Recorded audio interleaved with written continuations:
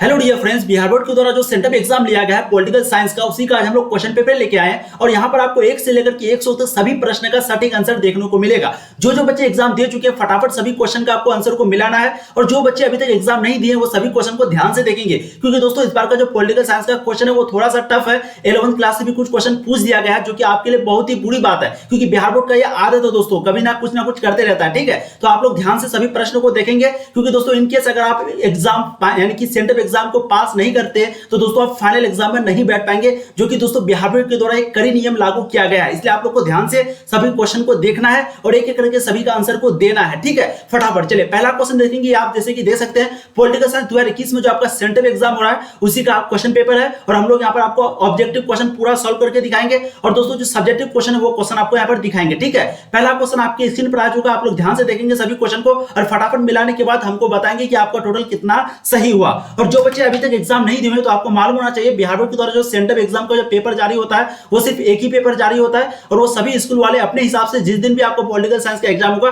उस दिन same to same हूबहू यही क्वेश्चन आपको देखने को मिलेगा। ठीक है, चलिए पहला क्वेश्चन आपकी स्क्रीन पर आ चुका है, यहाँ पर 100 में से 100 आपको सटीक आंसर मिलेगा। आप थोड़ा सा ध्यान से देखिए, कम से कम 10 से 12 क्वेश्चन। पहला क्वेश्चन है, यह किसने कहा कि राजनीति शास्त्र राज्य और सरकार दोनों का अध्ययन है? बताइए किसने कहा। बिल्कुल इसका राइट आंसर आपका ऑप्शन ए हो जाएगा, अरस्तु ने। मेरे साथ साथ आप लोग आंसर को कमेंट करते हुए चलेंगे। अरस्तु ने कहा था कि राजनीति शास्त्र और राज्य सरकार दोनों का अध्ययन है, ऑप्शन ए फर्स्ट का राइट आंसर होगा। अब देखिए दोस्तों नेक्स्ट क्वेश्चन, क्वेश्चन नंबर 2 होगा आपका, निम्नलिखित में से कौन आधुनिक राजनीति शास्त्री है? आधुनिक राजनीति शास्त्री कौन है? इसका जो राइट आंसर होगा बिल्कुल आपका हो जाएगा अरस्तु। जी हां, अरस्तु जो है वो आधुनिक राजनीति शास्त्री है। अब देखिए दोस्तों नेक्स्ट क्वेश्चन, क्वेश्चन आपका हो जाएगा 3rd, किसने कहा राजनीतिक दर्शन का जन्म राजनीतिक शास्त्र के बहुत पहले हुआ, क्योंकि राजनीतिक दर्शन की मूल बातों पर राजनीतिक शास्त्र आधारित है? ये किसने कहा था? इसका जो राइट आंसर होगा दोस्तों बिल्कुल आपका हो जाएगा गार्नर ने। मैं फटाफट आप लोग को आंसर बोलते हुए जाऊंगा। ठीक है, गार्नर। 3rd का जो राइट आंसर है वो आपका ऑप्शन बी गार्नर हो जाएगा। अब देखिए दोस्तों नेक्स्ट क्वेश्चन, क्वेश्चन हो जाएगा 4 आपका, किसने कहा कि इतिहास बीती हुई राजनीति है और राजनीति वर्तमान इतिहास? ये बात किसने कहा था? इतिहास जो है वो बीती हुई राजनीति और राजनीति जो है वो वर्तमान इतिहास, ये बात किसने कही थी? बिल्कुल 4 का राइट आंसर आपका हो जाएगा फ्रीमैन, ऑप्शन बी। 4 का राइट आंसर हो जाएगा आपका ऑप्शन बी। अब देखिए दोस्तों नेक्स्ट क्वेश्चन, क्वेश्चन हो जाएगा आपका 5, किसने कहा इतिहास के बिना? आप लोग को पहले वीडियो क्वालिटी ऑडियो क्वालिटी सब सही आ रही है? एक बार मैं देख लेता हूं, शायद क्वेश्चन तो छट नहीं रहा। चलिए मैं थोड़ा सा इसको ऐसे कर लेता हूं। ठीक है, चलिए क्वेश्चन नंबर 5 का आंसर को फटाफट कमेंट करना। बिल्कुल इसका राइट आंसर हो जाएगा फ्रीमैन। किसने कहा था इतिहास के बिना राजनीति शास्त्र जड़ विहीन है और राजनीति शास्त्र के बिना इतिहास का कोई फल नहीं? सिर्फ किसने कहा था, किसने कहा था, ये क्वेश्चन पूछा गया है। इसका जो राइट आंसर आपका ऑप्शन बी हो जाएगा क्वेश्चन नंबर 5 का। अब देखिए दोस्तों नेक्स्ट क्वेश्चन, क्वेश्चन नंबर 6। दोस्तों जितना कम समय लगे मैं उतना कम समय लूंगा, आप लोगों से बिल्कुल ज्यादा समय ले लूंगा। फटाफट आप लोग आंसर को करते जाते हैं। ठीक है, आप लोग आंसर को कमेंट करते हुए चले। बिल्कुल, अर्थशास्त्र पुस्तक के लेखक कौन है दोस्तों? इसका जो राइट आंसर आपका ऑप्शन डी हो जाएगा कौटिल्य। कौन है दोस्तों? कौटिल्य। अर्थशास्त्र पुस्तक के लेखक कौन है? कौटिल्य। आप लोग को रट लेना है एकदम, और जो बच्चे दे दिए फटाफट मिलाते जाइए। अब क्वेश्चन नंबर 7 देखिए, राज्य के आवश्यक तत्व है। राज्य के आवश्यक तत्व है, बिल्कुल इसका राइट आंसर जो है वो हो जाएगा भूभाग, जनसंख्या, सरकार, संप्रभुता। राइट आंसर आपका ऑप्शन डी हो जाएगा। राज्य के जो आवश्यक तत्व है वो भूभाग, जनसंख्या, सरकार, संप्रभुता है। अब देखिए दोस्तों क्वेश्चन हो जाएगा आपका 1, किसने कहा राजनीति शास्त्र का आरंभ और अंत राज्य से होता है? यह बात किसने कही थी कि राजनीति शास्त्र का आरंभ यानी कि शुरुआत और अंत जो है वो राज्य से होता है? यह बात किसने कहा था? बिल्कुल इसका राइट आंसर जो है वो हो जाएगा आपका गार्नर ने। राइट आंसर आपका ऑप्शन ए हो जाएगा। अब देखिए दोस्तों नेक्स्ट क्वेश्चन, क्वेश्चन हो जाएगा आपका 9, लोवियातन पुस्तक किसके द्वारा लिखी गई थी? लोवियातन पुस्तक जो है वो किसके द्वारा लिखी गई थी? बिल्कुल 9 का जो राइट आंसर है वो हो जाएगा आपका हॉब्स। क्या हो जाएगा आपका? हॉब्स। राइट आंसर आपका ऑप्शन सी। अब देखिए दोस्तों नेक्स्ट क्वेश्चन, क्वेश्चन हो जाएगा आपका 10, रूसो के अनुसार संप्रभुता का निवास कहां है? रूसो के अनुसार संप्रभुता का निवास कहां है? दोस्तों यहाँ पर आपको एक एक क्वेश्चन सटीक बताया जा रहा है, इसलिए आप ध्यान देंगे। ठीक है, इसका जो राइट आंसर है बिल्कुल आपका हो जाएगा सामान्य इच्छा। Right answer option C, general will, यानी कि सामान्य इच्छा, यही है रूसो के अनुसार संप्रभुता का निवास। अब देखिए दोस्तों नेक्स्ट क्वेश्चन, क्वेश्चन हो जाएगा आपका 11, वो है आधुनिक युग में संप्रभुता के प्रवर्तक हैं कौन है? फटाफट इसका आंसर को कमेंट करेंगे। बिल्कुल इसका राइट आंसर जो है वो हो जाएगा बोधा। क्या हो जाएगा आपका? ऑप्शन सी, बोधा। अब देखिए दोस्तों नेक्स्ट क्वेश्चन, क्वेश्चन नंबर 12। देखिए जो भी बच्चे अभी तक विश्वास नहीं कर रहे हैं, आप किसी भी स्कूल वाले से किसी भी जगह पता कर लीजिए, सेम टू सेम यही क्वेश्चन रहता है आपका। इसलिए प्लीज ध्यान से आप लोग सभी क्वेश्चन का आंसर को देने का कोशिश करें, कष्ट करें, और जो बच्चे दे दिए फटाफट मिलाते जाइए। ठीक है, 12 नंबर का जो राइट आंसर है बिल्कुल आपका हो जाएगा हॉब्स। ठीक है, तो निम्नलिखित विचारकों में से किस विचारक ने राजा को निरंकुश संप्रभु बताया था? वो है हॉब्स ने बताया था। अब देखिए दोस्तों नेक्स्ट क्वेश्चन, क्वेश्चन हो जाएगा आपका 13, ऑस्टिन के अनुसार संप्रभु के आदेशों का लोग पालन करते हैं। ऑस्टिन 13 के अनुसार संप्रभु के आदेशों का लोग पालन करते हैं। 13 का जो राइट आंसर है बिल्कुल आपका हो जाएगा कानून के कारण, यानी कि ऑप्शन डी, कानून के कारण ही जो है लोग आदेशों का पालन करते हैं। राइट आंसर 13 का हो जाएगा आपका ऑप्शन डी। अब देखिए दोस्तों नेक्स्ट क्वेश्चन नंबर हो जाएगा 14, राजनीतिक संप्रभुता का अर्थ होता है। राजनीतिक संप्रभुता का अर्थ क्या होता है? बहुत ही इजी और इंपॉर्टेंट क्वेश्चन है दोस्तों, और बिल्कुल इस क्वेश्चन में दोस्तों मैं थोड़ा सा कंफ्यूज हूं, लेकिन मैं यहां पर आपको सजेस्ट करूंगा कि 14 का जो राइट आंसर वो आपका हो जाएगा ऑप्शन ए, ठीक है। लेकिन आप लोग को अगर किसी को भी आंसर आता है तो प्लीज कमेंट करेंगे, क्योंकि मैंने बहुत सर्च किया, इसका आंसर मुझे सही देखने को नहीं मिला। तो राइट आंसर प्लीज आप लोग कमेंट करेंगे क्वेश्चन नंबर 14 का, ठीक है। लेकिन मुझे लगता है कि इसका राइट आंसर डी होना चाहिए। सॉरी, इसका राइट आंसर मैं सजेस्ट करूंगा आपको डी होना चाहिए, लेकिन आप लोग प्लीज मुझे कमेंट करिएगा, ठीक है, 14 का डी। और प्लीज, क्योंकि आपको मालूम होना चाहिए 100 क्वेश्चन में से आपको 85 बनाना है, इसलिए एक क्वेश्चन के पीछे पड़े हुए नहीं रहना, वही क्वेश्चन बनाना जो आपको 100% आता है, ठीक है, 100%। तो पड़े हुए नहीं रहना क्वेश्चन के पीछे। अब देखिए नेक्स्ट क्वेश्चन हो जाएगा आपका 15। देखिए, लोकतांत्रिक राष्ट्र में संप्रभुता का निवास निम्नलिखित में से कहां होता है? संप्रभुता का निवास जो है वो कहां होता है? बिल्कुल 15 का जो राइट आंसर है दोस्तों वो हो जाएगा आपका जनता, यानी कि ऑप्शन डी। क्या हो जाएगा दोस्तों? जनता। अब देखिए दोस्तों नेक्स्ट क्वेश्चन हो जाएगा आपका 16, संप्रभुता का जो निवास है वो जनता में होता है, ठीक है। अब देखिए निम्नलिखित में से कौन कौन संप्रभुता का गुण नहीं है? नेक्स्ट क्वेश्चन है क्वेश्चन नंबर 16, संप्रभुता का गुण निम्नलिखित में से कौन कौन नहीं है? तो 16 का जो राइट आंसर है दोस्तों बिल्कुल आपका हो जाएगा परित्याज्यता, ऑप्शन बी। लेकिन फिर मैं आपको बता रहा हूं, ये भी क्वेश्चन 100% मेरा श्योर नहीं है, ठीक है। मैंने सर्च किया था, कुछ पॉइंट मिला जिसके कारण मैं आपको ऑप्शन बी बता रहा हूं। बट प्लीज आप लोग ध्यान रखिएगा, क्योंकि कोई बोलता है डी भी होना चाहिए, लेकिन आप लोग ध्यान रखिएगा ये क्वेश्चन भी आपको नहीं बनाना। 14 नंबर और 16 नंबर ये दोनों क्वेश्चन आपको नहीं बनाना, ठीक है। प्लीज मेरी बात को मानिएगा, क्योंकि 85 क्वेश्चन आपको बनाना है। अब देखिए नेक्स्ट क्वेश्चन नंबर 17, रूसो ने जन संप्रभुता के सिद्धांत को अपनी किस पुस्तक में प्रतिपादित किया था? 17 का जो राइट आंसर है दोस्तों बिल्कुल आपका ऑप्शन बी हो जाएगा, सोशल कॉन्ट्रैक्ट। राइट आंसर क्या हो जाएगा? सोशल कॉन्ट्रैक्ट, यानी कि ऑप्शन बी। अब देखिए next question number 18, Kyoto protocol कब हुई थी? क्योटो प्रोटोकॉल जो है वो कब हुई थी? बिल्कुल इसका राइट आंसर आपका हो जाएगा 1997, यानी कि ऑप्शन बी। क्योटो प्रोटोकॉल जो है वो 1997 ईस्वी में हुई थी। अब देखिए नेक्स्ट क्वेश्चन नंबर 19, यह किसकी उक्ति है? कानून संप्रभु की आज्ञा है। ये किसकी उक्ति है कि कानून संप्रभु की आज्ञा है? ये किसकी उक्ति है? बिल्कुल 19 का जो राइट आंसर है वो हो जाएगा आपको ऑस्टिन, ऑप्शन सी। अब देखिए नेक्स्ट क्वेश्चन नंबर 20, स्वतंत्रता, समानता और बंधुत्व का नारा किस क्रांति में बुलंद किया गया था? एक स्वतंत्रता, एक समानता और एक बंधुत्व, इसका जो नारा है किस स्वतंत्र में बुलंद किया गया था, उठाया गया था इस आवाज को? बिल्कुल इसका राइट आंसर जो है ऑप्शन आपका हो जाएगा 20 का, वो है सी, फ्रांस की राज्य क्रांति। यही क्रांति थी जिसके कारण लोकतंत्र की संभावना सभी के मन में, राष्ट्रवाद की यानी कि भावना सभी के मन में जगी थी। अब देखिए नेक्स्ट क्वेश्चन हो जाएगा आपका 21, यहां पर देखिए स्वतंत्रता, समानता और बंधुत्व है, इस चीज को आपको अभी ध्यान रखना है, क्योंकि यही क्वेश्चन है। अब देखिए नेक्स्ट क्वेश्चन आपका 21, न्याय यानी कि जस्टिस शब्द की उत्पत्ति जो है वो निम्नलिखित लैटिन भाषा के किस शब्द से हुआ है? उत्पत्ति निम्नलिखित लैटिन भाषा की किस शब्द से हुआ? 21 का जो राइट आंसर है दोस्तों बिल्कुल आपका हो जाएगा जस। यहां पर आपको कैसे आंसर को दिमाग लगाना है, एक चीज आप लोग यहां पर ध्यान से देखिए, ट्रिक देखिए, ट्रिक देखिए, यहां न्याय लिखा है, यहां पर जस्टिस लिखा है। अगर वो चाहता तो न्याय शब्द डायरेक्ट लिख सकता था, लेकिन यहां जस्टिस क्यों लिखा है? क्योंकि स्टूडेंट का आसानी के लिए जस्टिस, तो राइट आंसर जो है आपका ऑप्शन सी हो जाएगा। इसी लैटिन भाषा जस है और इसी से लिया गया है जस्टिस को, तो 21 का जो राइट आंसर ऑप्शन सी होगा। यही ट्रिक आपको लगाना है, ठीक है दोस्तों। अब देखिए नेक्स्ट क्वेश्चन नंबर 22, परंपरागत उदारवाद के प्रवक्ता निम्न में से कौन नहीं है? क्वेश्चन नंबर 22 बहुत ही इजी और इंपॉर्टेंट क्वेश्चन है। इसका जो राइट आंसर है दोस्तों बिल्कुल आपका ए, लूथर है। लेकिन क्वेश्चन नंबर 1 हो गया 14, एक हो गया 16 और एक हो गया 22। दोस्तों इसमें भी थोड़ा सा मुझे डाउट है, लेकिन मुझे लगता है ए होना चाहिए, बट थोड़ा सा डाउट है। आप लोग को किसी को भी कंफर्म 100% श्योरिटी है तो जरूर बताइएगा। 14, 16 और कितना 22, बस उसके बाद आप सभी क्वेश्चन फिर आपका सही है, ठीक है। क्योंकि देखिए मैं भी बहुत सर्च करता हूं दोस्तों, उसके बाद आप लोगों के लिए आंसर लाता हूं, क्योंकि बहुत क्वेश्चन है जो कि इस बार आपके बुक से नहीं पूछा गया, बाहर से पूछा गया, 11th क्लास से या कहीं से, इसलिए मुझे बहुत टाइम लग गया। अब देखिए नेक्स्ट क्वेश्चन नंबर 23, नागरिक अधिकारों का उपयोग कौन करते हैं?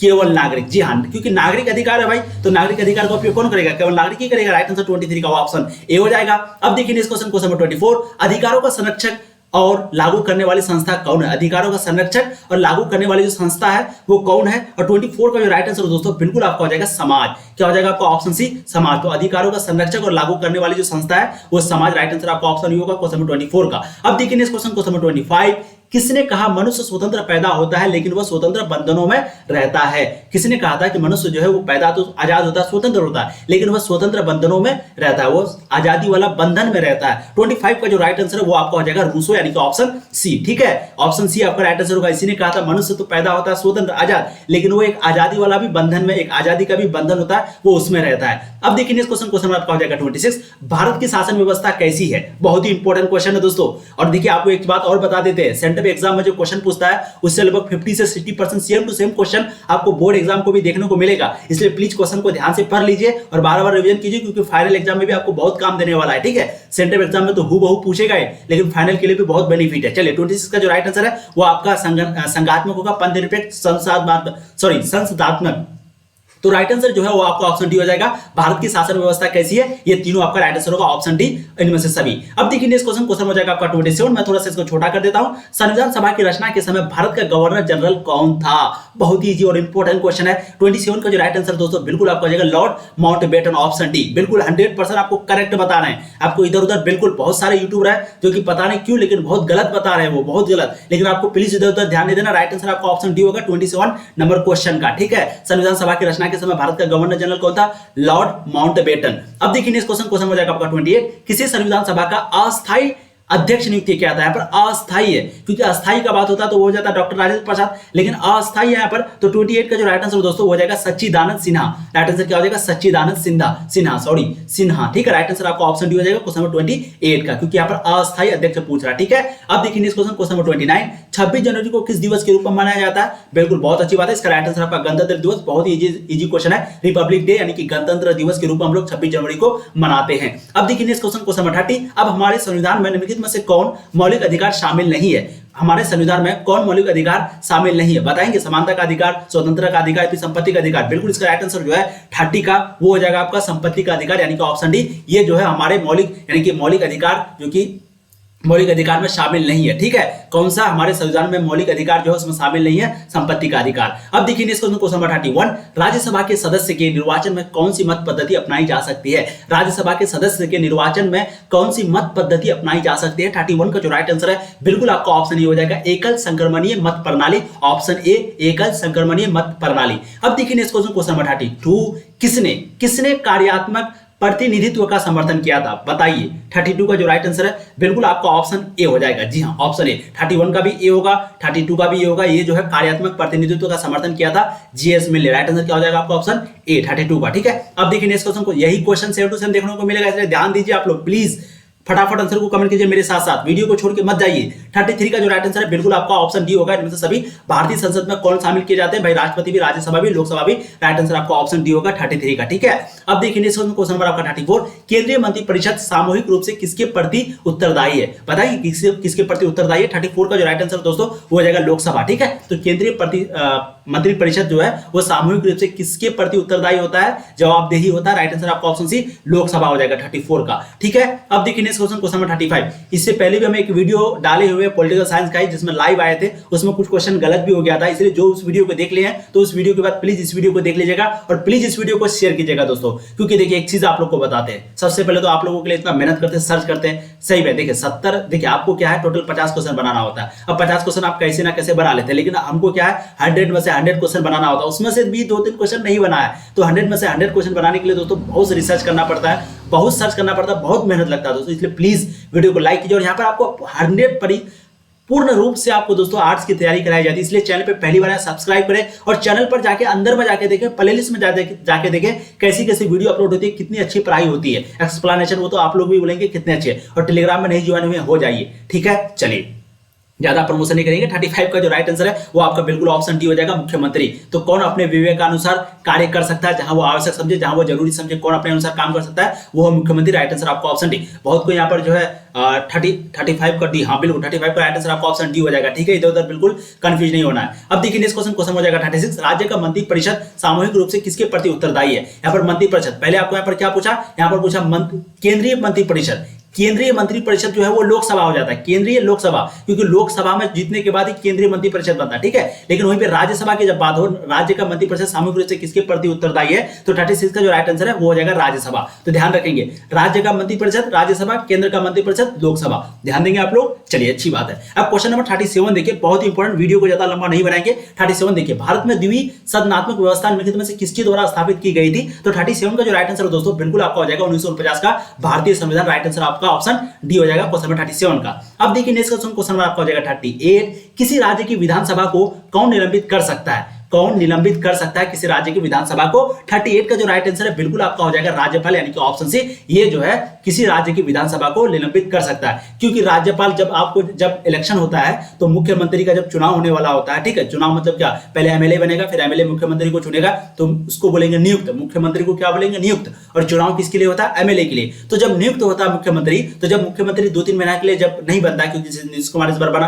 तो जब इलेक्शन हो रहा होगा तो उस समय मुख्यमंत्री कोई नहीं, तो उस समय राज्यपाल का अधिकार होता है, और वही राज्यपाल जो है वो कुछ भी कर सकता है, निलंबित कर सकता है। इसलिए यहाँ पर राइट आंसर आपका ऑप्शन सी हो जाएगा। ज्यादा आपको नहीं समझेंगे, वीडियो लंबी बन रही है। अब देखिए नेक्स्ट क्वेश्चन नंबर 39, किसी राज्य में विधान परिषद को बनाने या तोड़ने की शक्ति किसे प्राप्त है? किसी राज्य में। फिर से बहुत इंपॉर्टेंट क्वेश्चन है, और 39 का जो राइट आंसर है बिल्कुल आपका हो जाएगा राज्यसभा। इसी को जो है किसी विधान परिषद को बनाने या तोड़ने की शक्ति होती है क्या?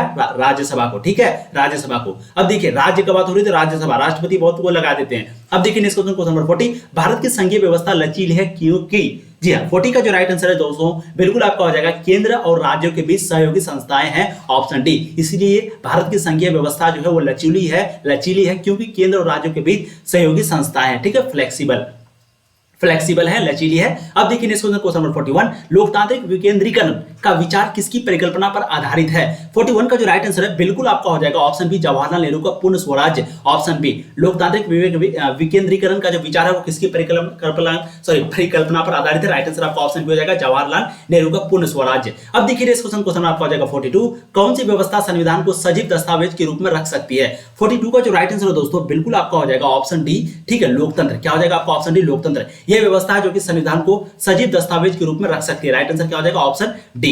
अब देखिए नेक्स्ट क्वेश्चन आपका हो जाएगा 43, भारतीय संविधान का आधारभूत दर्शन क्या है? 43 का राइट आंसर जो है बिल्कुल 43 का फटाफट कमेंट करेंगे, इसका राइट आंसर हो जाएगा लोकतांत्रिक समाजवाद। तो भारतीय संविधान का जो आधारभूत दर्शन है वो क्या है? लोकतांत्रिक समाजवाद। अब देखिए नेक्स्ट क्वेश्चन हो जाएगा आपका 44, थोड़ा सा मेरा लैपटॉप में चार्ज कम हो चुका, लेकिन हम लोग फटाफट करेंगे। हमारे संविधान के आधारभूत दर्शन में किस सिद्धांत को स्थान नहीं दिया गया है? तो फटाफट आप लोग बताएंगे हमारे संविधान के आधारभूत दर्शन में किस सिद्धांत को स्थान नहीं दिया गया है। इसका जो राइट आंसर है बिल्कुल आपका हो जाएगा 44 का, वो क्या हो जाएगा दोस्तों, ऑप्शन डी, वैज्ञानिक समाजवाद को जो है आधारभूत दर्शन में, यानी कि इस सिद्धांत को स्थान में, यानी कि आधारभूत दर्शन में इसका स्थान नहीं दिया गया, जगह नहीं दिया गया, ठीक है, सिंपल क्वेश्चन है। अब देखिए नेक्स्ट क्वेश्चन नंबर 45, अंबेडकर ने किस आदर्श की सिद्धि पर विशेष जोर दिया था? किस आदर्श, एक बार चेक कर ले तो वॉइस क्वालिटी, वीडियो क्वालिटी सब सही आ रही है, चले बहुत अच्छी बात है। 45 का जो राइट आंसर दोस्तों बिल्कुल 45 का राइट आंसर क्या हो जाएगा आपका, ऑप्शन ए, जी हां, धर्मनिरपेक्षवाद। तो अंबेडकर ने किस आदर्श की सिद्धि पर विशेष जोर दिया था? वो धर्मनिरपेक्षवाद पर विशेष जोर दिया था अंबेडकर ने, ठीक है। अब देखिए नेक्स्ट क्वेश्चन हो जाएगा आपका कितना, 46। देखिए किसके विचार में न्याय का अर्थ है श्रम विभाजन व कार्यों का विशेषज्ञीकरण? किसके विचार में न्याय का अर्थ जो है वो है श्रम विभाजन व कार्यों का विशेषज्ञीकरण? 46 का जो राइट आंसर है बिल्कुल आपका ऑप्शन बी हो जाएगा, अरस्तु। राइट आंसर आपका ऑप्शन बी हो जाएगा, ठीक है। अब देखिए नेक्स्ट क्वेश्चन हो जाएगा आपका 47, कौन सी कड़ी स्वतंत्रता, समानता व बंधुत्व के मूल्यों को जोड़ती है? एक स्वतंत्रता, एक समानता, एक बंधुत्व, इन तीनों को जोड़ दिया है। मैंने आपको पहले भी ये क्वेश्चन कराया। 47 का जो राइट आंसर है बिल्कुल आपका हो जाएगा ऑप्शन सी, न्याय, ठीक है। ये न्याय ही कड़ी है जो कि स्वतंत्रता, समानता व बंधुत्व के मूल्यों को जोड़ती है। ये क्वेश्चन पहले भी आपको कराया, यही क्वेश्चन 7 to 7 पूछा था, थोड़ा सा घुमा करके मैं आपको वीडियो के लास्ट में दिखाऊंगा कौन क्वेश्चन था। अब देखिए नेक्स्ट क्वेश्चन आपका 48, जी हां, अधिकारों की व्यवस्था को निम्नलिखित में से कौन प्रभावी रूप से बनाए रखता है? कौन प्रभावी रूप से बनाए रखता है? 48 का जो राइट आंसर होगा बिल्कुल आपका ऑप्शन ए हो जाएगा, राज्य का कानून। ये जो है अधिकारों की व्यवस्था को बनाए रखता है प्रभावी रूप से। अब देखिए नेक्स्ट क्वेश्चन आपका हो जाएगा 49, नागरिकों को मताधिकार निम्नलिखित में कौन प्रदान करता है? मताधिकार जो है नागरिकों को, यानी कि वोट देने का जो अधिकार है वो कौन उसको मैंने कि प्रदान करता है? 49 नंबर, और 49 का जो राइट आंसर है बिल्कुल आपका ऑप्शन सी हो जाएगा, राज्य, ठीक है, राज्य है जो कि प्रदान करता है। अब देखिए नेक्स्ट क्वेश्चन आपका हो जाएगा 50, राज्य किसे नागरिकता से वंचित कर सकता है? राज्य जो है वो किसे नागरिकता से वंचित कर सकता है? और बहुत ही इजी क्वेश्चन है भाई, देशद्रोही को जो है नागरिकता से वंचित कर सकता है। जो देशद्रोही रहेगा वो नागरिकता बिल्कुल उसको, तो वो तो नागरिक ही नहीं है। अब देखिए नेक्स्ट क्वेश्चन नंबर 51, अंतरराष्ट्रीय श्रम संगठन का सचिवालय है। सचिवालय जो है अंतरराष्ट्रीय श्रम संगठन का वो क्या है? अंतरराष्ट्रीय श्रम सम्मेलन, प्रकाशीय निकाय। तो 51 का जो राइट आंसर है बिल्कुल बहुत इजी क्वेश्चन है दोस्तों, बहुत इजी। इसका राइट आंसर क्या है भाई? अंतरराष्ट्रीय श्रम सम्मेलन। क्या है? अंतरराष्ट्रीय श्रम सम्मेलन 51 का। अब देखिए नेक्स्ट क्वेश्चन नंबर 52, संयुक्त राष्ट्र का गठन कब हुआ था? संयुक्त राष्ट्र संघ का गठन कब हुआ था? 52 का जो राइट आंसर है बिल्कुल 24 अक्टूबर 1945 आपका राइट आंसर हो जाएगा, ऑप्शन बी। संयुक्त राष्ट्र संघ का गठन कब हुआ था? 24 अक्टूबर 1945, ठीक है। अब देखिए नेक्स्ट क्वेश्चन आपका हो जाएगा 53, बहुत इजी क्वेश्चन है। यूरोपीय संघ का गठन किया गया था, कब किया गया था? 53 का राइट आंसर जो है वो हो जाएगा आर्थिक एकीकरण हेतु, ऑप्शन ए। यूरोपीय संघ का गठन कब किया गया था? आर्थिक एकीकरण हेतु। अब देखिए नेक्स्ट क्वेश्चन आपका 54, सार्का का मुख्यालय कहां है? 54 का जो राइट आंसर है दोस्तों बिल्कुल आपका हो जाएगा काठमांडू। देखिए इस क्वेश्चन में भी बहुत बच्चे गलती है, बहुत बच्चे डी लगा देते हैं। मैं आपको गूगल करके थोड़ा सा दिखाना चाहता हूँ, क्योंकि देखिए कैसे कैसे करके आप लोग का क्वेश्चन को मैं सर्च करता हूँ। 1 सेकंड आप लोग टाइम देंगे। देखिए यहाँ पर मैं ढूंढ के रखा हूँ, कोई दिक्कत नहीं है। देखिए यहाँ पर अगर ध्यान से आप लोग पढ़ेंगे तो क्या है, साउथ एशियन, सार्स का सबसे पहले SAARC, south Asian nation, south Asian association for regional corporation, जिसको हम शॉर्ट फॉर्म में लिखते हैं सार्स। इसके जो 1985 में इसका एस्टेब्लिश होने के बाद अभी तक 17 समिट है, और इसकी जो हेडक्वार्टर है, हेडक्वार्टर ठीक है, वो कहाँ है, काठमांडू नेपाल में, जो कि नेपाल में है। तो प्लीज इस क्वेश्चन में आप लोग को कंफ्यूज नहीं होना, इसलिए मैंने आपको सर्च करके दिखाया, क्योंकि कुछ बच्चे थे उस वीडियो में कह रहा था कि नहीं सर आप गलत बताएं। 54 का जो राइट आंसर है वो आपका ऑप्शन सी होगा, काठमांडू। ठीक है, सार्क का मुख्यालय कहाँ है, सार्स का मुख्यालय कहाँ है दोस्तों, वो है काठमांडू में। चलिए अब देखते हैं इस क्वेश्चन हो जाएगा 55। निम्नलिखित में से कौन देश सार्क का सदस्य नहीं है, सार्क का सदस्य निम्नलिखित में से कौन सा देश नहीं है। 55 का जो राइट आंसर है, बहुत इजी क्वेश्चन है दोस्तों, इसका राइट आंसर क्या हो जाएगा, थाईलैंड, ऑप्शन डी। ठीक है, तो सार्क का सदस्य नहीं है, थाईलैंड जो है वो सार्क का सदस्य नहीं है। फटाफट करते हैं क्वेश्चन नंबर 56। देखिए भारत के प्रधानमंत्री जो है, मैंने आपको अभी कंफ्यूजन को दूर किया था, एक होता नियुक्त, एक होता निर्वाचन। ठीक है, नियुक्त और निर्वाचन। तो प्रधानमंत्री जो है वो क्या नियुक्त होते हैं कि निर्वाचन। भाई प्रधानमंत्री को चुना जाता है किसके द्वारा, एमपी के द्वारा। पहले एमपी को वो निर्वाचित होते हैं, फिर नियुक्त होते हैं प्रधानमंत्री। राइट आंसर आपका ऑप्शन क्या हो जाएगा 56 का। जी हाँ, 56 का राइट आंसर जो है वो निर्वाचित होते हैं। 56 का राइट आंसर आपका ए होगा, नियुक्त होते हैं। ठीक है, भारत के प्रधानमंत्री नियुक्त होते हैं, राइट आंसर आपका ऑप्शन ए होगा। बट इसमें भी थोड़ा सा मैं कंफ्यूज हूं, क्योंकि नियुक्त का मतलब होता है भारत के जो प्रधानमंत्री है वो नियुक्त होते हैं ना। क्योंकि देखिए एमपी जब एक बार जीत लेता है तो एमपी चाहे तो किसी को भी प्रधानमंत्री बना सकता है, जिसको भी ज्यादा सपोर्टर मिलेगा, ज्यादा वोटर मिलेगा। ठीक है, तो इसका राइट आंसर आपका ऑप्शन ए होना चाहिए 56 का। फिलहाल हम लोग नेक्स्ट क्वेश्चन चलते हैं, क्वेश्चन नंबर 57। 21वीं सदी में दक्षिण एशिया के किस देश में राजतंत्र का अंत हुआ था, किस देश में। बहुत इजी क्वेश्चन है भाई, भूटान में नहीं, नेपाल में। जी हाँ, नेपाल में। 21वीं सदी में दक्षिण एशिया के किस देश में राजतंत्र का अंत हुआ था, वो नेपाल। 57 का राइट आंसर आपका ऑप्शन सी। ठीक है, चलिए अब देखते हैं नेक्स्ट क्वेश्चन। क्वेश्चन आपका हो जाएगा 58। अमेरिका के किस राष्ट्रपति को शांति का नोबेल पुरस्कार प्रदान किया गया था। शांति, अमेरिका हुई, अमेरिका को शांति का नोबेल पुरस्कार, जो कि किसी लायक शांति है ही नहीं। 58 का जो राइट आंसर है बिल्कुल आपका ऑप्शन ये हो जाएगा, बराक ओबामा। इसी को जो है शांति का नोबेल पुरस्कार प्रदान किया गया था। ठीक है, अब देखिए नेक्स्ट क्वेश्चन हो जाएगा 59। इसमें से दोस्तों मुझे भी एक क्वेश्चन में यहाँ पर डाउट हो रहा है, ये 21वीं सदी वाला क्वेश्चन में थोड़ा सा, तो 57 नंबर को भी ध्यान रखिएगा। ठीक है, एक 14, एक 16, एक 22 और एक 57, ये क्वेश्चन को ध्यान रखिएगा। ये क्वेश्चन को नहीं बनाना प्लीज मेरे बात पर, मैं नहीं चाहता हूँ कि बच्चे एक भी क्वेश्चन गलत करके आए। ठीक है, चलिए अब देखते हैं नेक्स्ट क्वेश्चन नंबर 59। बहुत ही इजी क्वेश्चन है। देखिए क्या है कि भारत के दूसरे राष्ट्रपति कौन थे भारत के दूसरे राष्ट्रपति। 59 का जो राइट आंसर है बिल्कुल आपका राधाकृष्णन जो है वो दूसरे राष्ट्रपति थे। ठीक है, अब देखिए नेक्स्ट क्वेश्चन नंबर 60। भारत में हरित क्रांति के जनक कौन है, भारत में हरित क्रांति के जनक कौन है। 60 का जो राइट आंसर है बिल्कुल आपका हो जाएगा MS स्वामीनाथन। राइट आंसर आपका ऑप्शन ये हो जाएगा, यही है जो कि भारत में हरित क्रांति के जनक हैं। अब देखिए नेक्स्ट क्वेश्चन नंबर 61। इस समय भारत में कौन सी दलीय व्यवस्था मौजूद है, अभी बजट में कौन सी दलीय व्यवस्था मौजूद है। 61 नंबर क्वेश्चन पूछ रहा है आपका, और बिल्कुल इसका राइट आंसर हो जाएगा बहुदलीय व्यवस्था। अभी कौन सा व्यवस्था है, बहुदलीय व्यवस्था। राइट आंसर 61 का जो है वो हो जाएगा आपका ऑप्शन सी। ठीक है, अब देखिए नेक्स्ट क्वेश्चन नंबर 62। 1971 में बने महागठबंधन का ध्येय क्या था, यानी कि उद्देश्य क्या था, जो कि महागठबंधन बना था इंदिरा गांधी के खिलाफ में, क्योंकि इंदिरा गांधी उस समय जो है इमरजेंसी लागू कर दी थी, जिसके कारण दोस्तों महागठबंधन बना, छोटे छोटे पार्टी मिलकर के गठबंधन बनाते हैं, जिसको महागठबंधन बोलते हैं। लेकिन ये मात्र 18 महीना तक ही चल पाया था, क्योंकि महागठबंधन जो बना था वो कई पार्टियों को मिलकर बना था, और उन सभी पार्टियों में हमेशा आपस में झगड़ा लगा हुआ रहता था कि हम प्रधानमंत्री बनेंगे, हम बनेंगे, मोरारजी देसाई और कौन 2-3 आदमी थे। ठीक है, तो 1971 में जो महागठबंधन का उद्देश्य था वो सिर्फ एक ही था, वो है इंदिरा हटाओ। 62 का जो राइट आंसर है वो आपका ऑप्शन बी होगा। लेकिन उस समय गरीबी हटाओ भी था, लेकिन अगर इस तरह का ऑप्शन आए और ऑप्शन ए बी दोनों ना हो तो राइट आंसर आपको ऑप्शन बी लगाना है, इंदिरा हटाओ। ठीक है, 1971 में यही गठबंधन बना था, इसी का उद्देश्य जो है यही था, जो गठबंधन बना था महागठबंधन। अब देखिए नेक्स्ट क्वेश्चन नंबर 63। किसे वामपंथी पार्टियों की कोटि में रखा जा सकता है, वामपंथियों के कोटि में रखा जा सकता है, पार्टियों की कोटि में किसे रखा जा सकता है। 63 का जो राइट आंसर है बिल्कुल आपको हो जाएगा भारतीय कम्युनिस्ट पार्टी, ऑप्शन सी। ठीक है, चलिए अब देखते हैं नेक्स्ट क्वेश्चन नंबर 64। 2003 के 92वें संशोधन के द्वारा संविधान की 8वीं अनुसूची में कौन सी भाषा जोड़ी गई है, बताइए तो कौन सी भाषा जोड़ी गई है। बिल्कुल 64 का जो राइट आंसर है बिल्कुल आपका हो जाएगा ऑप्शन डी, बोडो। ठीक है, 100 क्वेश्चन में थोड़ा सा टाइम लगेगा, बट प्लीज आप लोग ध्यान दीजिए, क्योंकि थोड़ा बहुत कंफ्यूजन को भी दूर करना जरूरी है। इसका जो राइट आंसर है 64 का वो आपका हो जाएगा बोडो। तो 2003 में जो 92वें संशोधन के द्वारा संविधान की 8वीं अनुसूची में कौन सी भाषा जोड़ी गई है, बोडो भाषा। अब देखिए नेक्स्ट क्वेश्चन नंबर 65। 1975 में किस आधार पर आपातकाल की घोषणा की गई थी, किस आधार पर, आंतरिक गड़बड़ी। जी हाँ, इसका राइट आंसर आपका ऑप्शन सी हो जाएगा, आंतरिक गड़बड़ी के आधार पर जो है 1975 में आपातकाल लागू की गई थी। 1975 में आपातकाल लागू हुआ था ना, सॉरी मैंने यहाँ पर 1971 में बोल दिया। 1971 में भारत और बांग्लादेश और पाकिस्तान के बीच युद्ध हुआ था। ठीक है, सॉरी डियर, बहुत बच्चे हैं कि जो कि पता नहीं क्या क्या बोलते होंगे अभी कि सर आप गलत पढ़ाते हैं। चलिए 66 का जो राइट आंसर है, फटाफट आप लोग कमेंट करने का कोशिश करेंगे। 66 जी हाँ, किसने संपूर्ण क्रांति का आह्वान किया था? जी हाँ, हिंदी में आप लोग पढ़े ना भाई, हिंदी 100 मार्क्स में जयप्रकाश नारायण, लोक नायक भी इसको बोला जाता है, जेपी भी बोला जाता है। जयप्रकाश नारायण जो कि पटना के गांधी मैदान में भाषण दिए थे, भाषण, जी हाँ भाषण। संपूर्ण क्रांति कई क्रांतियों के मिलने से बनता है संपूर्ण क्रांति। राइट आंसर 66 का जो है वो हो जाएगा जयप्रकाश नारायण। सिर्फ एक पुकार से सभी जवान जो है रोड पर आ जाते थे, बाहर आ जाते थे इसकी आवाज से, इतने खतरनाक आदमी थे। उसका भी सिर्फ एक ही उद्देश्य था, कांग्रेस हटाओ।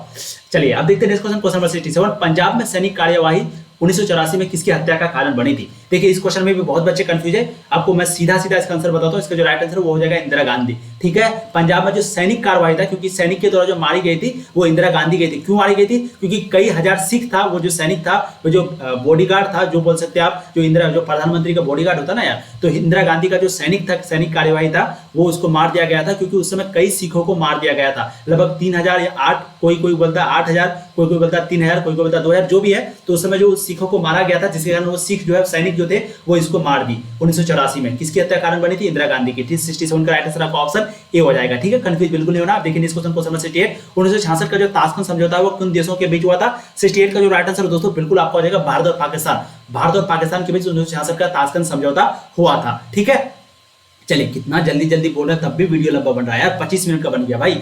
चलिए अब देखते हैं क्वेश्चन नंबर 69। 2009 का जलवायु सम्मेलन कहां हुआ था? 2009 का जलवायु सम्मेलन कहां हुआ था?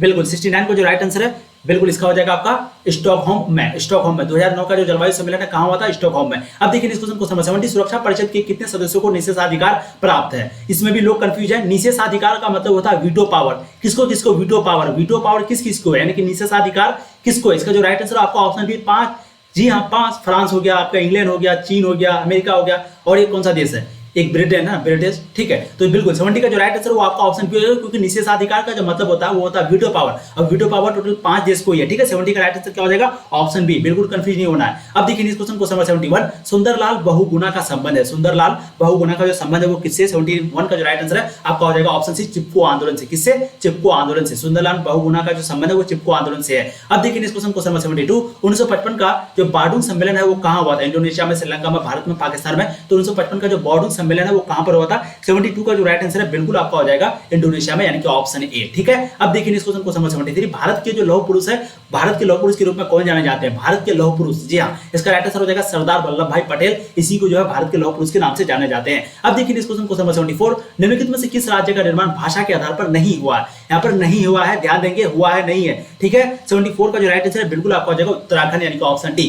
ये उत्तराखंड जो है ये भाषा के आधार पर इसका जो निर्माण है नहीं हुआ। ठीक है, अब देखिए इस क्वेश्चन को नंबर 75। शीत युद्ध के दौरान जर्मनी का एकीकरण कब हुआ था? शीत युद्ध के दौरान जर्मनी का एकीकरण कब हुआ था? 75 का जो राइट आंसर है दोस्तों बिल्कुल आपका 75। बहुत इजी क्वेश्चन है, जी हाँ, इसमें भी लोग कंफ्यूज है, 75 का जो राइट आंसर है वो आपका 3 अक्टूबर 1990 होगा। 3 अक्टूबर 1990 या फिर अक्टूबर 1990। यहाँ पर बहुत कोई जो है 1991 लगा देते हैं, ये बिल्कुल गलत है। शीत युद्ध के दौरान जर्मनी का जो एकीकरण है वो हुआ था 3 अक्टूबर 1990 को। राइट आंसर आपका ऑप्शन सी 75 का। ठीक है, चलिए अब देखते हैं नेक्स्ट क्वेश्चन को समझ आएगा आपका 76। सूचना का अधिकार कानून किस वर्ष देश में लागू हुआ था? सूचना का अधिकार कानून जो है किस वर्ष देश में लागू हुआ था? 76 का जो राइट आंसर है वो हो जाएगा ऑप्शन डी 2005 में। 2005 में लागू हुआ था। ठीक है, अब देखिए इस क्वेश्चन को नंबर 77। बांग्लादेश किस वर्ष अस्तित्व में आया था? बांग्लादेश किस वर्ष अस्तित्व में आया था? इसका जो राइट आंसर है बिल्कुल आपका ऑप्शन बी हो जाएगा 1971 में। बांग्लादेश जो है 1971 में अस्तित्व में आया था। अब देखिए इस क्वेश्चन को नंबर 78।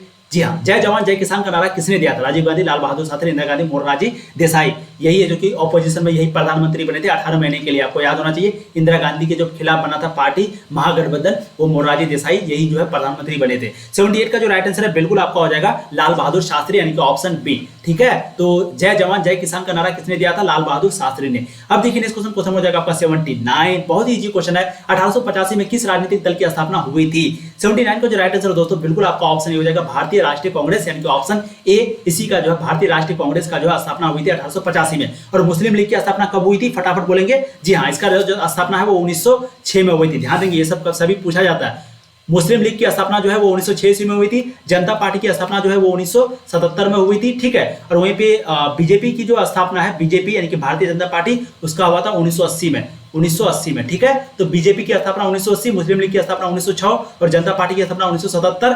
भारतीय जनता अलग है, जनता पार्टी अलग है, और भारतीय राष्ट्रीय कांग्रेस की स्थापना जो है 1985, जब अंग्रेज यहाँ पर शासन कर रहा था उसी समय, ठीक है। अब 80 नंबर क्वेश्चन देखिए, भारत में नई आर्थिक नीति किस वर्ष शुरू की गई थी? भारत में नई आर्थिक नीति किस वर्ष शुरू की गई थी? बिल्कुल 80 का जो राइट आंसर वो हो जाएगा आपका 1991, यानी कि ऑप्शन बी। नई आर्थिक नीति किस वर्ष शुरू हुई थी? 1991 में, ऑप्शन बी हो जाएगा आपका क्वेश्चन नंबर 80 का। अब देखिए next question, question number 81, Bodoland स्वायत्त शासी परिषद किस राज्य में स्थित है? 81 का जो राइट आंसर है बिल्कुल आपका हो जाएगा ऑप्शन ए, असम में। कहां पर? असम में। फटाफट आंसर को बोलते हैं। 82 नंबर क्वेश्चन देखिए, परमाणु अप्रसार संधि पर किस राष्ट्र ने, कौन से देश है जो कि हस्ताक्षर नहीं किए थे परमाणु अप्रसार संधि पर? 82 का जो राइट आंसर है दोस्तों बिल्कुल आपका हो जाएगा भारत, लेकिन थोड़ा सा इसमें भी डाउट है, इसलिए क्वेश्चन नंबर 22, क्वेश्चन नंबर 14 ना, क्वेश्चन नंबर 14, 16, 22, उसके बाद एक क्वेश्चन आपका हो गया 82 और एक क्वेश्चन हो गया 50 शायद, है ना। तो ये क्वेश्चन जो है थोड़ा सा डाउट है, इसलिए आप 4-5 क्वेश्चन को छोड़ दीजिएगा। मैं देखिए, मैं झूठ नहीं बोलूंगा, मैं चाहता तो डायरेक्ट आपको सी बोल के वीडियो बना देता, लेकिन मैं चाहता हूं कि एक भी बच्चे का क्वेश्चन गलत ना हो, और जिसमें मुझे डाउट है उसमें सभी को डाउट होना चाहिए। अगर आपको कंफर्म है तो फिर आप आराम से दे सकते हैं, ठीक है। और प्लीज अगर किसी को भी कंफर्म आंसर आता है तो प्लीज कमेंट कर दीजिए और वहां पर लिख दीजिए 100% श्योर, ताकि हम उसको अच्छे से देख लेंगे, ठीक है। 82 का जो राइट आंसर है फिलहाल हम लोग यहाँ पर आपको बताते हैं सी, भारत हो जाएगा। अब देखिए क्वेश्चन 83, यूएसए के वर्ल्ड ट्रेड सेंटर पर हमला कब किया गया था? 83 का जो राइट आंसर है बिल्कुल आपका हो जाएगा ऑप्शन बी, 11 सितंबर 2001 में यूएसए के वर्ल्ड ट्रेड सेंटर पर हमला किया गया था। अब देखिए क्वेश्चन नंबर 84, भारत में अपने अब कितने राज्य हैं? भारत में जो अभी है प्रेजेंट में वो 28 राज्य है, 29 नहीं है, क्योंकि जम्मू कश्मीर जो है वो अब केंद्र शासित प्रदेश बन गया है, और केंद्र शासित प्रदेश जो है वो 9 है, ठीक है। तो भारत में अब कितने राज्य हैं? वो है 28। कितने हैं? 28, और केंद्र शासित प्रदेश 9। अब देखिए क्वेश्चन नंबर 85, किस वर्ष में विश्व व्यापार संगठन की स्थापना हुई थी? 85 का जो राइट आंसर होगा बिल्कुल इसका जो राइट आंसर वो हो जाएगा 1945 में। विश्व व्यापार संगठन की स्थापना कब हुई थी? 1945 में। अब देखिए क्वेश्चन नंबर 86, संयुक्त राष्ट्र दिवस कब मनाया जाता है? संयुक्त राष्ट्र दिवस कब मनाया जाता है? 86 का जो राइट आंसर है बिल्कुल आपका हो जाएगा 24 अक्टूबर। 24 अक्टूबर को संयुक्त राष्ट्र दिवस कब मनाया जाता है? 24 अक्टूबर को, ठीक है। 86 का राइट आंसर आपका ऑप्शन डी। नेक्स्ट क्वेश्चन है, सिंधु जल संधि भारत और निम्न में से किस देश के बीच हुई थी? सिंधु जल संधि जो हुआ था भारत और कौन से देश के बीच होता? पाकिस्तान, श्रीलंका, अफगानिस्तान, चीन। तो 87 का जो राइट आंसर है दोस्तों बिल्कुल आपका हो जाएगा पाकिस्तान। तो सिंधु जल संधि जो है वो भारत और पाकिस्तान के बीच हुआ। किसके किसके बीच? भारत और पाकिस्तान देश के बीच। 87 नंबर हो गया, 87 का ए। अब देखिए नेक्स्ट क्वेश्चन नंबर 88, बर्लिन दीवार कब बनाई गई थी? बर्लिन दीवार कब बनाई गई थी? बिल्कुल 88 का जो राइट आंसर हो जाएगा आपका ऑप्शन क्या हो जाएगा भाई? Option B. जी हाँ, इसकी लंबाई कितनी है? 150 किलोमीटर। ये किसके द्वारा तोड़ा गया था? जनता के द्वारा। अब देखिए नेक्स्ट क्वेश्चन नंबर 89, वैश्वीकरण किस विचारधारा पर आधारित है? 89 का जो राइट आंसर है बिल्कुल 89 का जो राइट आंसर दोस्तों वो हो जाएगा आपका ऑप्शन बी, साम्यवाद। दोस्तों अगर आप लोगों को सभी सब्जेक्ट का चैप्टर बाय चैप्टर अगर नोट्स, थ्योरी वगैरह चाहिए, एक्सप्लेनेशन चाहिए, शॉर्ट लॉन्ग क्वेश्चन चाहिए, ऑब्जेक्टिव चाहिए, तो एक सब्जेक्ट का आपको सिर्फ पड़ेगा 99 रुपये। जी हाँ, 99 रुपये। और उस 99 रुपये में आपको चैप्टर बाय चैप्टर नोट्स मिलेगा, आपको ऑब्जेक्टिव सब्जेक्टिव क्वेश्चन मिलेगा, सब्जेक्टिव में शॉर्ट लॉन्ग मिलेगा और इंपॉर्टेंट क्वेश्चन मिलेगा। इसलिए आप लोग जरूर इस नंबर पे मुझे कांटेक्ट करें 6287। इस तरह का दोस्तों आपको कहीं पे नहीं मिलेगा, मैं आपको गारंटी दे सकता हूं। 62 87 11 37 60 नंबर क्या है? 62 87 11 37 60। इस नंबर पे कांटेक्ट करें और व्हाट्सएप करें और पूछें कि सर क्या है नहीं है, सारी जानकारी आपको वहीं पे मिलेगी। और हमारा ऑफिशियल वेबसाइट है तनु क्लासेस, वहां पे जाकर आप जरूर देखिए, सारा क्वेश्चन आंसर वगैरह मिलता है, पीडीएफ वगैरह मिलता है। टेलीग्राम पे भी ज्वाइन हो जाइए, वहां पे पीडीएफ मिल सकता है, लिंक वगैरह मिलता है, ठीक है। 89 का जो राइट आंसर है बिल्कुल 89 का राइट आंसर क्या हो जाएगा? Option B. वैसे भी टेलीग्राम में ज्वाइन हो जाइए, बहुत कुछ यहाँ पर देखने को आपको मिलेगा। 89 का राइट आंसर क्या हो जाएगा? Option B. सभी का लिंक आपको डिस्क्रिप्शन पे मिलेगा। अब देखिए क्वेश्चन नंबर 90, 73वें संविधान संशोधन के तहत पंचायती राज संस्थाओं का कार्यकाल कितने वर्ष का था? 90 का राइट आंसर क्या होगा भाई? 5 वर्ष यार। जी हाँ। अब देखिए क्वेश्चन नंबर 91, बलवंत राय मेहता समिति प्रतिवेदन में पंचायती राज संस्थाओं को कितने स्तरों पर करने का सुझाव दिया गया था? 91 का जो राइट आंसर होगा बिल्कुल आपको हो जाएगा त्रिस्तरीय, यानी कि ऑप्शन सी। कितने स्तरों का सुझाव दिया गया था? ऑप्शन सी, त्रिस्तरीय। अब देखिए क्वेश्चन नंबर 92, बट 8 क्वेश्चन बच गया। राज्य की सदस्यता के लिए न्यूनतम आयु कितना होना चाहिए? राज्य की सदस्यता के लिए न्यूनतम आयु कितना होना चाहिए? बिल्कुल इसका हो जाएगा 30, सॉरी हाँ 92 का जो राइट आंसर वो ऑप्शन बी हो जाएगा 30 वर्ष, ठीक है।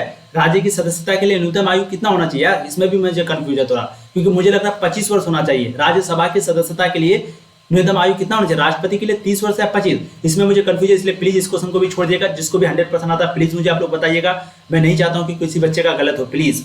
93 क्वेश्चन है, बाबरी मस्जिद का विध्वंस किस वर्ष हुआ था? 93 का जो राइट आंसर है बिल्कुल आपका ऑप्शन सी हो जाएगा, ठीक है, 1992। इसमें मुझे लगता है कि 30 होना चाहिए, लेकिन 20 भी लगता है, इसलिए मैं कंफ्यूज हूं। 93 का राइट आंसर आपका ऑप्शन सी हो जाएगा। 94 नंबर क्वेश्चन देखिए, संविधान की प्रस्तावना के अनुसार भारत संपूर्णतः संपूर्ण राज्य है, क्योंकि कभी भी ऑप्शन सबसे बड़ा जो रहे उसी को आंसर लगा देना, ठीक है। तो संविधान की प्रस्तावना के अनुसार भारत प्रभुता संपन्न राज्य है क्योंकि वह किसी विदेशी सत्ता के वश में नहीं है तथा अपनी इच्छा से किसी अंतर्राष्ट्रीय संगठन की सदस्यता ले सकता है, उसे त्याग सकता है, ठीक है। तो भारत किसी भी देश का गुलाम नहीं है, किसी भी देश के मतलब अंडर में नहीं है, आजाद है, ठीक है। वो अंतर्राष्ट्रीय संगठन का सदस्य ले भी सकता है, नहीं भी ले सकता, क्योंकि किसी ने भी भारत की हेल्प नहीं करी है। अब देखिए इस क्वेश्चन हो जाएगा आपका 95। जी हाँ, 95 नंबर क्वेश्चन क्या पूछ रहा है कि भारतीय संविधान सभा में देशी रियासतों को कुल कितने स्थान दिए गए थे। देशी रियासतों को कुल कितने स्थान दिए गए थे। 95 का जो राइट आंसर है बिल्कुल हो जाएगा 93, यानी कि ऑप्शन सी, ठीक है। अब देखिए इस क्वेश्चन हो जाएगा 96। संविधान ने किस भाषा को राजभाषा का दर्जा दिया गया है। 96 का जो राइट आंसर बहुत ईजी है भाई, हिंदी भाषा को ही दिया गया है राजभाषा का दर्जा, ठीक है। अब देखिए राजभाषा यहाँ पर दिया हुआ तो बहुत लोग क्या बोलेंगे नहीं राष्ट्रभाषा हिंदी है, राजभाषा तो कुछ और होगा, राजभाषा आपका हिंदी होगा, ठीक है। आप कौन से इससे हैं, राज्य से हैं। चलिए, चुनाव आयोग से संबंधित व्यवस्था संविधान के किस अनुच्छेद में की गई थी, किस अनुच्छेद में की गई थी। 29 चुनाव आयोग से बिल्कुल 97 का जो राइट आंसर है बिल्कुल आपका हो जाएगा ऑप्शन सी, अनुच्छेद 324, ठीक है। चुनाव आयोग से संबंधित व्यवस्था संविधान के किस अनुच्छेद में की गई थी, अनुच्छेद 324। चलिए अब देखते हैं इस क्वेश्चन हो जाएगा आपका 98। बहुत ही इजी क्वेश्चन है। संघवाद का पुरातन यानी कि क्लासिकल दृष्टिकोण क्या है। 98 का जो राइट आंसर है दोस्तों बिल्कुल आपका ऑप्शन डी हो जाएगा, संघवाद का एकात्मक प्रतिमान। वीडियो को लाइक नहीं करते आप लोग, बहुत कंजूस है। अब देखिए इस क्वेश्चन 99, किसने कहा कि दोष होते हुए भी नौकरशाही की अपरिहार्य आवश्यकता है। 99 का जो राइट आंसर है बिल्कुल आपका ऑप्शन बी हो जाएगा, वेबर। क्या हो जाएगा, वेबर। इसी ने कहा था दोष होते हुए भी नौकरशाही एक अपरिहार्य आवश्यकता है। अब लास्ट क्वेश्चन आपके स्क्रीन पर, 1975 में आपातकाल की घोषणा करने वाले राष्ट्रपति कौन थे। भाई वो राष्ट्रपति नहीं था, वो इंदिरा गांधी था, जो कि आपातकाल की इमरजेंसी के लागू किया था। राइट आंसर आपका ऑप्शन बी हो जाएगा, इनमें से कोई नहीं। चलिए अब देखिए आपका यहाँ पर शॉर्ट लॉन्ग क्वेश्चन आ चुका है। आप लोग क्या कीजिए, स्क्रीनशॉट ले लीजिए। मैं 1 2 3 तक काउंट करूंगा। 1 2 3 ले लिए, फटाफट लेते जाइए, फिर हम लोग बात भी करते हैं। 1 2 3। अगर अभी तक आप लोगों ने चैनल को सब्सक्राइब नहीं किया तो फिर दोस्तों क्या किया यार, बहुत मेहनत लगी है, सच बता रहे हैं, बहुत मेहनत लगी है। और यहाँ पर आपको पूर्ण तरीके से 100% रियल कंटेंट दिया जाता है, सटीक आंसर दिया जाता है एकदम। जो गलत है तो वो गलत है, जो मुझे नहीं आता तो वो नहीं आता है, छुपाने का कोई बात नहीं है, ठीक है। इसलिए प्लीज आप लोग चैनल को सब्सक्राइब कीजिए, पहली बार है, वीडियो को लाइक कीजिए और शेयर कर दीजिए यार, क्योंकि एक भी बच्चे का अगर गलत हो गया ना, एक भी बच्चे का, तो वो उसका मनोबल इच्छा जो है ना बहुत पूरी तरीके से टूट जाएगा। बोलेगा सर मेरा इतना गलत हो गया, पता नहीं इतना तैयारी कर रहे थे सर क्या हो गया, 10 क्वेश्चन भी सही नहीं हुआ। इसलिए प्लीज, क्योंकि यूट्यूब में बहुत सारे ऐसे भी हैं जो गलत बना देते हैं, पता नहीं क्यों बना देते हैं जल्दी वीडियो डालने के चक्कर में। इसलिए प्लीज आप लोग वीडियो को उन तक पहुंचाइए, ग्रुप वगैरह में शेयर कीजिए, टेलीग्राम में शेयर कीजिए, उन तक पहुंचाइए और उनको भी सही आंसर दिखाइए, उनको भी मनोबल इच्छा कॉन्फिडेंस को बढ़ाइए। चलिए ऐसे ही आप लोग पढ़ाई करते रहिए। All the very best. एक बार चैनल पर जाकर जरूर विजिट करें, आपको बहुत मजा आएगा पढ़ने में, ठीक है। चलिए इसी तरह पढ़ते रहिए, अच्छे रहिए, स्वस्थ रहिए, व्यस्त रहिए पढ़ाई में और पढ़ते रहिए। All the very best.